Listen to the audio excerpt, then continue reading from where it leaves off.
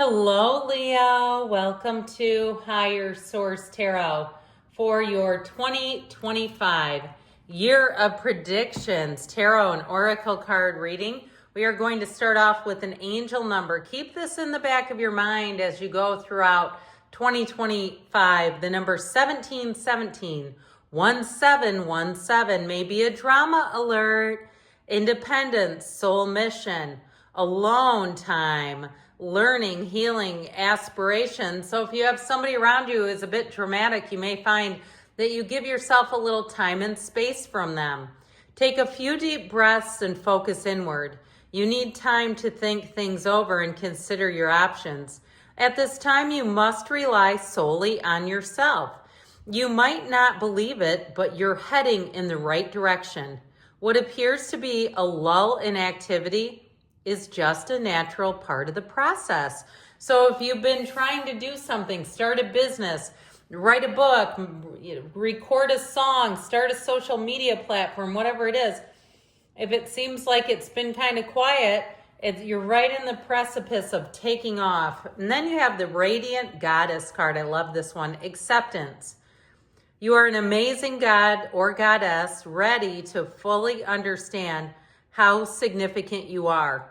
Tap into your power by owning your beauty and potential, by not making any apologies for it. So as you go through 2025, remain unapologetic for who you are.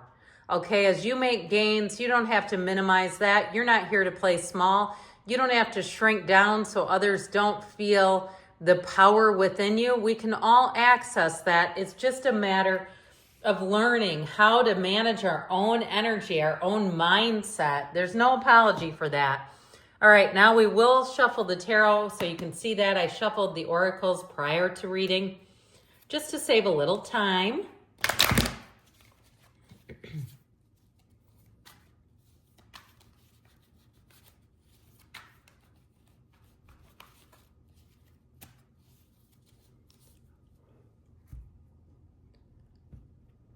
Okay, we're going month by month here with some clarifiers. January, you've got the Five of Pentacles. February, the Ace of Wands. March, the Six of Cups. April, the Emperor, which is great because that is April energy. That's Aries energy. May, the Nine of Cups. June, the Five of Swords. These are not in reverse. They're just going around the wheel. The Hermit in July. The Four of Wands in August. The Three of Wands in September, the Lovers in October, Four of Pentacles in November, and the Queen of Cups as you round off the year. Now, the bottom of the deck here, we have the Three of Pentacles, the Five of Cups, and the Page of Cups. So let's see here. We have three major arcana. We have Gemini, Virgo, Aries. And it does appear we have all the elements, but we start off here with a bit of a change, embracing change. Now, I always say this, the tarot is your best friend who tells you the truth. I feel like they may be warning someone, be a little careful as you round out the holidays that we're not just eating with reckless abandon or having a little too much to drink and getting into it with someone, okay? We got to stay in control of ourselves and stay in control of our faculties, because when we get out of balance, that far out of balance, we have to almost like this boomerang effect. So I just feel like, again, the tarot will warn you if needed. I feel like somebody here, you need to be a little careful with that, because that Five of Pentacles may have you feeling a little down. Like, I need to get this back on track. Now, for some of you, because you do have the two fives here, it is about leaning into change, embracing change, not allowing changes to have you feeling like it's a loss in some way. Really, your mindset is your power. It's your greatest superpower as you head through 2025. Now, if you do decide to move on from a job or moving out of somewhere, I feel like you have a great opportunity as you go February, March, April, May. Those are going to be so solid. And if it's in terms of relationships too, if you've had a breakup, I feel like February and March are your strongest months for reconciliation here. Okay, so you may get an apology, or if you have a falling out with someone, February is the apology month showing up here. You actually have 3 5s here. So I do feel like this is going to be a year for you to really recognize what to hang on to and what to let go of, what is holding you back and what you've outgrown. And it's okay to grow. That's why we're here. And so if it's a friend who's just no longer a match, all they want to do is gossip when they call you, and it's not entertaining, it's not funny, you're not really that interested in it, you may find that you move on from that. I also feel like too, with the 3 of Pentacles, you have new opportunities. So if it is a job, I feel like the workplace will be somewhere that really suits you. I feel like you're going to move on and not look back. That's how I'm getting it. And so you have this wonderful Ace of Wands energy showing up, and that's like magic. When the Ace of Wands is in a reading, know that good things are on the way. It's a heck yes card. It's one of those times where you just feel like you know this is the right thing to do. It's a new beginning. So I mentioned for some, it can be an apology and reconciliation. It's that proverbial olive branch. And I do feel like if that's the case, it's somebody who really means it. It does come from the heart. It's not just a perfunctory, I don't want this discomfort in my life, so I'll apologize just to get beyond it and bury it. I do feel like you have somebody who genuinely wants to apologize, but I'd still say if you feel like, look, we're just not a match and they can't help what they can't help, it's just who they are, and you decide to part ways, that's going to be on you, what you decide to do there. I feel like you have power in this situation. Now, this is also February, is also a great month to start something new. If you start anything new you start, you're going to have a vigor about you. You're going to be almost obsessed with it, where you can't get enough of it. I feel like new people that you meet with, they're going to want to follow up with you. You'll find text communication is light and easy with new people. They say funny things. They want to stay connected with you. In a job situation or with building some kind of a new enterprise, you're going to have great ideas. You'll find that you're tapped into that limitless flow of the universe, especially in February. Now, I've been telling people this, a little homework assignment that I think would be kind of a fun gift to yourself is, even now you could do it as we're going through the reading, getting into your Google Calendar and month by month, leaving yourself a little jewel.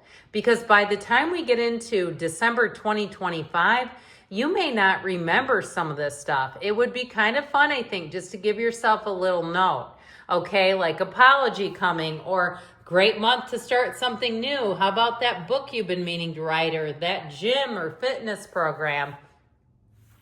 Now, March brings what I hear are good tidings. I feel like March is going to be a warm, fuzzy, lovey-dovey month. You're going to find that people try to help you out. If you're traveling abroad, you're going to meet some of the greatest people. The 6 of Cups is like homecoming.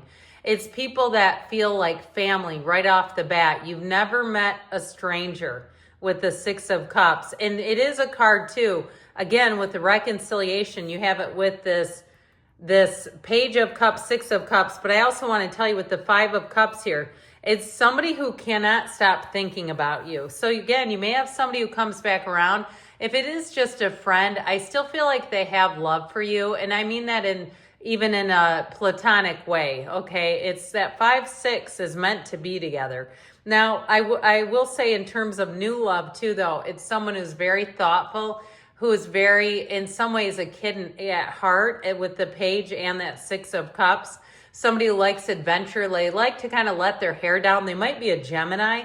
Someone who's quite spontaneous, lively, and fun. I feel like they'll be able to match your energy and keep up with you. So if you had some real sticks in the mud, you're not going to have it here. Now, if you're in a current relationship, this may be a time too that feels nostalgic, where you go back to the place where you had your first date, where you go back and kind of rekindle all those old romantic feelings that can tend to get, dampened down, tamped down a bit when we have all the rigors of life beating on us every day. So April is going to be a great month. I love the Emperor showing up here, passion and discipline. So even when you have something you're taking on and you're so driven, you will stay disciplined and organized in all areas. So you won't let one area of your life completely backslide. If you throw yourself into some kind of whether it's consulting, some kind of a side business, you won't let your fitness go completely down the drain, where you just get one focus. No, this will bring in the balance. Now, the Emperor is all about rules. And so it's a great month in terms of if you're looking to buy something. Okay, he gets what he wants. And so you'll be a very tough negotiator.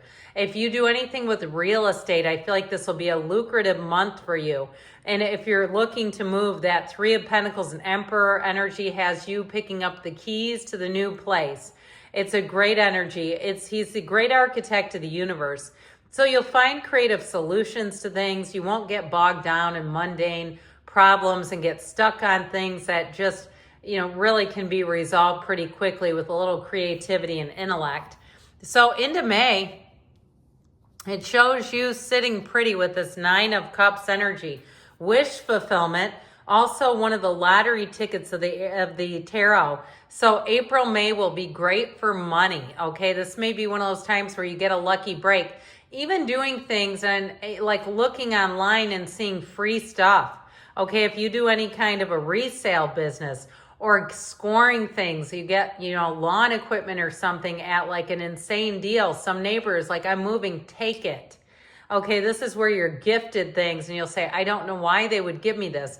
I watched an astrology forecast that was done a few years ago about these last few years and talking about how many of us have had the impetus to get minimalist because that's how the energy is going. To be able to move quickly if we want to have more freedom, to be not tied down as much.